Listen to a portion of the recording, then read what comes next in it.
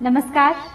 श्रीमद् वाल्मीकि रामायण अखंड पाठ में आज हम पढ़ेंगे अयोध्या कांड से 63 सर्ग यानी 30वां सर्ग, जहां आज है सीता का वन में चलने के लिए अधिक आग्रह, विलाप और घबराहट देखकर श्री राम का उन्हें साथ ले चलने की स्वीकृति देना, पिता माता और गुरुजनों की सेवा का महत्व बताना तथा सीता को वन में चलने की तैयारी के लिए घर की वस्तुओं का दान करने की आज्ञा देना। तो आइए प्रारंभ करते हैं आज का पाठ। सांत्यमाना तु रामेण मैथिली जनकात्मजा वनवास निमित्तार्थं भरतारमिदम् अब्रवीत्। सा तमुत्तम संविघ्ना सीता विपुलवक्षसम् प्रणयाच्चाभिमाना च परिचिक्षेप राघवम्। किं त्वामन्यत वैदेहः पिता मे मिथिलाधिपः रामजामातरं प्राप्य स्त्रियं पुरुष विग्रहम्। अनृतं बत लोकोऽयम् अज्ञानात् यदि वक्ष्यति तेजो नास्ति परं रामे तपतीव दिवाकरे। किं हि कृत्वा विषण्णस्त्वं कुतो वा भयमस्ति ते यत्परित्यक्तो कामस्त्वं मामन्यपरायणाम्। श्री राम के समझाने पर मिथिलेश कुमारी जानकी वनवास की आज्ञा प्राप्त करने के लिए अपने पति से फिर इस प्रकार कहने लगी। सीता अत्यंत डरी हुई थी। वे प्रेम और स्वाभिमान के कारण विशाल वक्ष स्थल वाले श्री रामचंद्र जी पर आक्षेप सा करती हुई कहने लगी, हे श्री राम, क्या मेरे पिता मिथिला नरेश विदेहराज जनक ने आपको जामाता के रूप में पाकर कभी यह भी समझा था कि आप केवल शरीर से ही पुरुष हैं, कार्यकलाप से तो स्त्री ही हैं? हे नाथ, आपके मुझे छोड़कर चले जाने पर संसार के लोग अज्ञानवश यदि यह कहने लगे कि सूर्य के समान तपने वाले श्री रामचंद्र में तेज और पराक्रम का अभाव है, तो उनकी यह असत्य धारणा मेरे लिए कितने दुख की बात होगी। आप क्या सोचकर विषाद में पड़े हुए हैं, अथवा किससे आपको भय हो रहा है जिसके कारण आप अपनी पत्नी मुझ सीता का, जो एकमात्र आपके ही आश्रित है, परित्याग करना चाहते हैं। द्युमत्सेन सुतं वीरं सत्यवन्तं अनुव्रतां सावित्रीमिव मां विद्धि त्वमात्मवशवर्तिनी। नात्वहं मनसा त्वन्यं दृष्टास्मि त्वदृते अनघ त्वया राघव गच्छेयं यथान्या कुलपांसनि। स्वयं तु भार्यां कौमारीं चिरमध्युषेतां सतीं शैलूषैव मां राम परेभ्यो दातुमिच्छसि। यस्य पथ्यं चरामार्थ यस्य चार्थे अवरुध्यसे त्वं तस्य भववश्यश्च विधेयश्च सदा नघ। स मामनादाय वनं न त्वं प्रस्थितुम् अर्हसि तपो वा यदि वारण्यं स्वर्गो वा स्यात् त्वया सह। सीता आगे और तर्क देते हुए कहती हैं कि जैसे सावित्री द्युमत्सेन कुमार वीरवर सत्यवान की ही अनुगामिनी थी, उसी प्रकार आप मुझे भी अपनी ही आज्ञा के अधीन समझिए। हे निष्पाप रघुनंदन, जैसी दूसरी कोई कुल कलंकिनी स्त्री पर पुरुष पर दृष्टि रखती है, वैसी मैं नहीं हूं। मैं तो आपके सिवा किसी दूसरे पुरुष को मन से भी नहीं देख सकती, इसलिए आपके साथ ही चलूंगी, आपके बिना अकेली यहाँ नहीं रहूंगी। हे श्री राम, जिसका कुमारावस्था में ही आपके साथ विवाह हुआ है और जो चिरकाल तक आपके साथ रह चुकी है, उसी मुझ अपनी सती साध्वी पत्नी को आप औरत की कमाई खाने वाले नट की भांति दूसरों के हाथ में सौंपना चाहते हैं। हे निष्पाप रघुनंदन, आप मुझे जिसके अनुकूल चलने की शिक्षा दे रहे हैं और जिसके लिए आपका राज्याभिषेक रोक दिया गया है, उस भरत के सदा ही वशवर्ती और आज्ञा पालक बनकर आप ही रहिए, मैं नहीं रहूंगी। इसलिए आपका मुझे अपने साथ लिए बिना वन की ओर प्रस्थान करना उचित नहीं है। यदि तपस्या करनी हो, वन में रहना हो अथवा स्वर्ग में जाना हो, तो सभी जगह मैं आपके साथ रहना चाहती हूँ। न च मे भविता तत्र कश्चित् पथि परिश्रमः पृष्ठतस्तव गच्छन्त्या विहारशयनेष्विव कुशकाशशरेशिका ये च कण्टकिनो द्रुमाः तूलाजिनः समस्पर्शा मार्गे मम सह त्वया महावात समुद्भूतं यन्मामवकरिष्यति रजो रमण तन्मन्ये परार्घ्यमिव चन्दनम् शाद्वलेषु यदा शिष्ये वनान्तर्वनगोचरा कुथास्तरणयुक्तेषु किं स्यात् सुखतरं ततः पत्रं मूलं फलं यत्तु अल्पं वा यदि वा बहु दास्यसे स्वयमाहृत्य तन्मे अमृतरसोपमम् न मातुर्ना पितृस्तत्र स्मरयिष्यामि न वेश्मनः आतवान्युपभुञ्जाना पुष्पाणि च फलानि च। सीता आगे बढ़ाते हुए अपनी बात कहती हैं, जैसे बगीचे में घूमने और पलंग पर सोने में कोई कष्ट नहीं होता, उसी प्रकार आपके पीछे पीछे वन के मार्ग पर चलने में भी मुझे कोई परिश्रम नहीं जान पड़ता। रास्ते में जो कुश, कास, सरकंडे, सीख और कांटेदार वृक्ष मिलेंगे, उनका स्पर्श मुझे आपके साथ रहने से रुई और मृग चर्म के समान सुखद प्रतीत होगा। हे प्राण वल्लभ, प्रचंड आंधी से उड़कर मेरे शरीर पर जो धूल पड़ेगी, उसे मैं उत्तम चंदन के समान समझूंगी। जब वन के भीतर रहूंगी, तब आपके साथ घास पर भी सो लूंगी। रंग बिरंगे कालीनों और मुलायम बिछौनों से युक्त पलंगों पर क्या उससे अधिक सुख हो सकता है भला। आप अपने हाथ से लाकर थोड़ा बहुत फल, मूल या पत्ता जो कुछ दे देंगे, वही मेरे लिए अमृत रस के समान होगा। ऋतु के अनुकूल जो भी फल फूल प्राप्त होंगे, उन्हें खाकर रहूंगी और माता पिता अथवा महल को कभी याद नहीं करूंगी। न च तत्र ततः किंचित् द्रष्टुमर्हसि विप्रियम् मत्कृते न च ते शोको न भविष्यामि दुर्भरा यस्त्वया सह स्वर्गो निरयो यस्त्वया विना इति जानन् परां प्रीतिं गच्छ राम मया सह अथ मामेवमव्यग्रां वनं नैव नयिष्यसि विषमद्यैव पास्यामि मा वशं द्विषतां गमम् पश्चादपि हि दुःखेन मम नैवास्ति जीवितम् उज्झित्तायास्त्वया नाथ तदैव मरणं वरम् इमं हि सहितुं शोकम् मुहूर्तम् अपि नोत्सहे किं पुनर्दश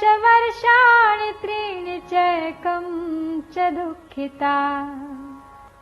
सीता कहती है, वहां रहते समय मेरा कोई भी प्रतिकूल व्यवहार आप नहीं देख सकेंगे।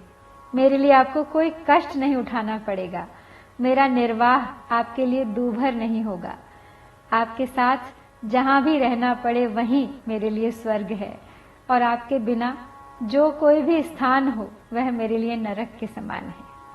हे श्री राम, मेरे इस निश्चय को जानकर आप मेरे साथ अत्यंत प्रसन्नता पूर्वक वन को चलें। मुझे वनवास के कष्ट से कोई घबराहट नहीं है। यदि इस दशा में भी आप अपने साथ मुझे वन में नहीं ले चलेंगे तो मैं आज ही विष पी लूंगी, परंतु शत्रुओं के अधीन होकर नहीं रहूंगी। हे नाथ, यदि आप मुझे त्याग कर वन को चले जाएंगे तो पीछे भी इस भारी दुख के कारण मेरा जीवित रहना संभव नहीं है।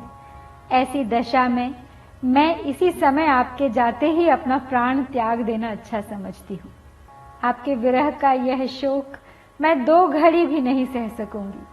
फिर मुझ दुखिया से यह 14 वर्षों तक कैसे सहा जाएगा। इति सा शोक संतप्ता विलप्य करुणं बहु चुक्रोश पति मास्यता भृशमालिंग्य सस्वरम् सा विद्धा बहुभिर्वाक्यैर्दिग्धैरिव गजांगना चिरसन्नियतं बाष्पं मुमोचाग्निमिवारिणिः तस्याः स्फटिकसङ्काशं वारे सन्ताप संभवं नेत्राभ्यां परिसुस्राव पंकजाभ्यामैवोदकम् तत्सितामलचन्द्राभम् मुखमायतलोचनम् पर्यशुष्यत बाष्पेण जलोद्धृतमिवाम्बुजम् तां परिष्वज्य बाहुभ्याम् विसंज्ञामिव दुःखिताम् उवाच वचनं रामः परिविश्वासयंस्तदा। तो इस प्रकार बहुत देर तक करुणाजनक विलाप करते शोक से संतप्त हुई सीता शिथिल हो अपने पति को जोर से पकड़कर उनका गाढ़ आलिंगन करके फूट फूट कर रोने लगी। जैसे कोई हथिनी विष में बुझे हुए बहुसंख्यक बाणों द्वारा घायल कर दी गई हो, उसी प्रकार सीता श्री रामचंद्र जी के पूर्वोक्त अनेकानेक वचनों द्वारा मर्माहत हो उठी थी। अतः जैसे अरणी आग प्रकट करती है, उसी प्रकार वे बहुत देर से रोके हुए आंसुओं को बरसाने लगी। उनके दोनों नेत्रों से स्फटिक के समान निर्मल संताप जनित अश्रुजल झर रहा था, मानो 2 कमलों से जल की धारा गी हो। बड़े बड़े नेत्रों से सुशोभित और पूर्णिमा के निर्मल चंद्रमा के समान कांतिमान उनका वह मनोहर मुख संताप जनित ताप के कारण पानी से बाहर निकाले हुए कमल के समान सूख सा गया था। सीता जी दुख के मारे अचेत सी हो रही थी, तो श्री रामचंद्र जी ने उन्हें दोनों हाथों से संभाल कर हृदय से लगा लिया और उस समय उन्हें सांत्वना देते हुए कहा, ना देवी बत दुखेन स्वर्गमप्यभिरोचये न हि मे अस्ति भयं किंचित् स्वयंभोरिव सर्वतः तव सर्वमभिप्रायं विज्ञाय शुभानने वासं न रोचये अरण्ये शक्तिमानपि रक्षणे यत्सृष्टासि मया सार्धं वनवासाय मैथिली न विहातुं मया शक्या प्रीतिरात्मवता यथा धर्मस्तु गजनासोरु सद्भिराचरितः पुरा तम चाहमनुवर्तिष्ये यथा सूर्यं सुवर्चला न खल्वहं न गच्छेयं वनं जनकनन्दिनी वचनं तन्नयति मां पितुः सत्योपबृंहितम्। अचेत होती हुई सीता को श्री राम ने संभाला और फिर सांत्वना देते हुए ने कहा कि हे देवी, तुम्हें दुख देकर मुझे स्वर्ग का सुख मिलता हो तो मैं उसे भी लेना नहीं चाहूंगा।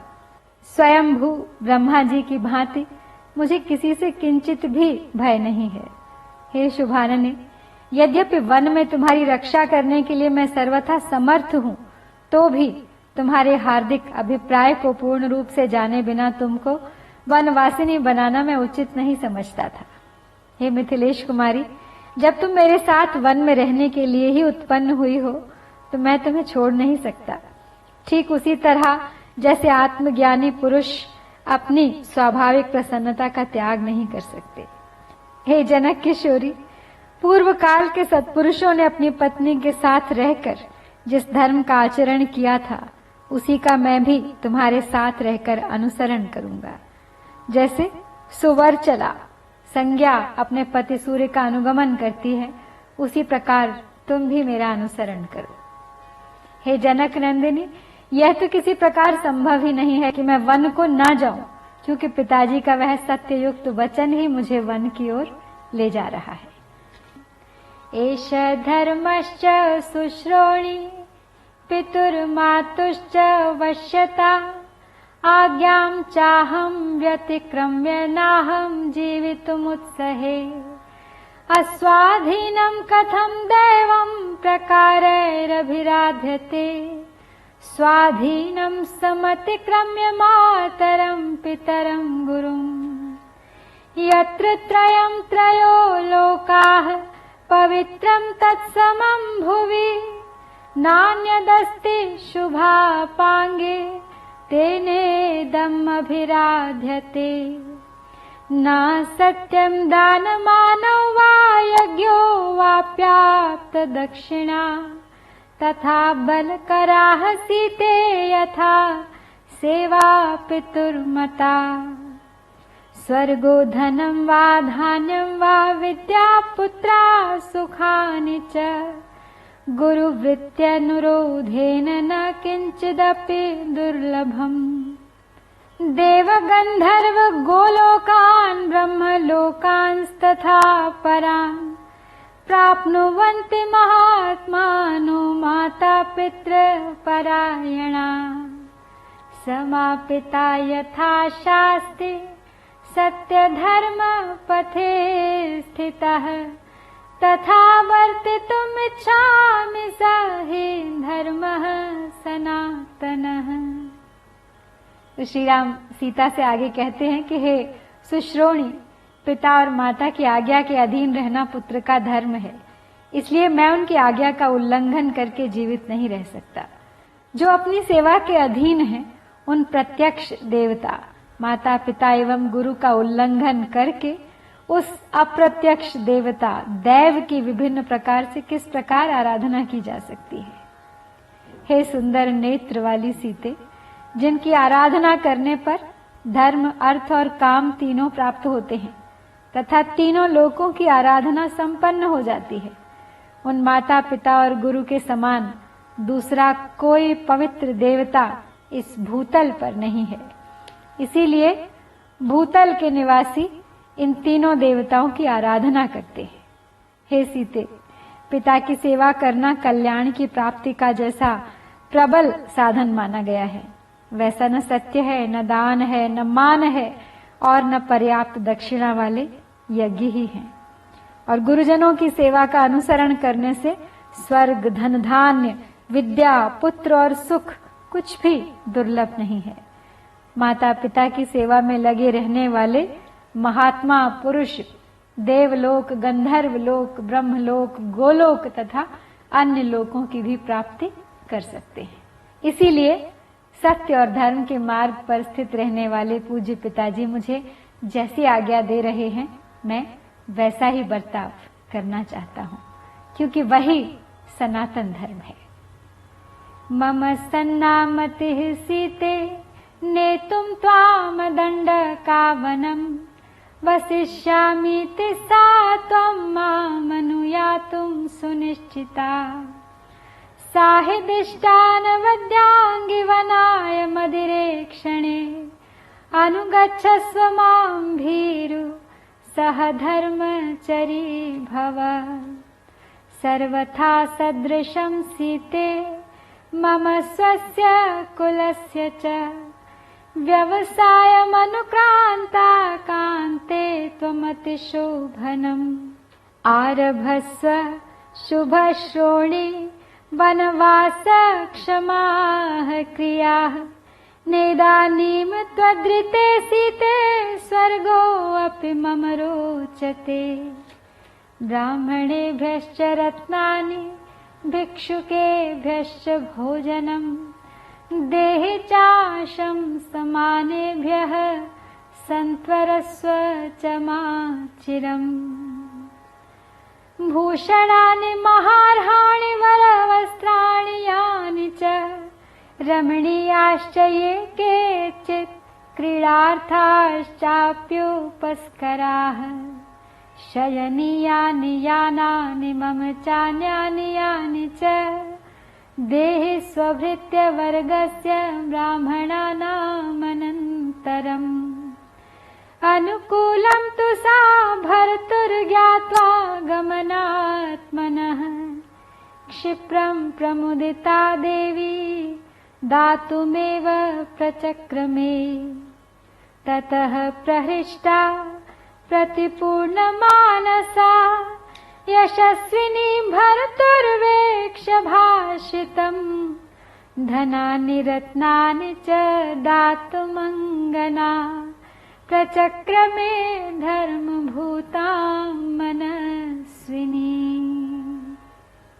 तो श्री राम अब सीता से आगे कहते हैं, हे सीते, मैं आपके साथ वन में निवास करूंगी ऐसा कहकर तुमने मेरे साथ चलने का दृढ़ निश्चय कर लिया है, इसलिए तुम्हें दंडकारण्य ले चलने के संबंध में जो मेरा पहला विचार था वह अब बदल गया है।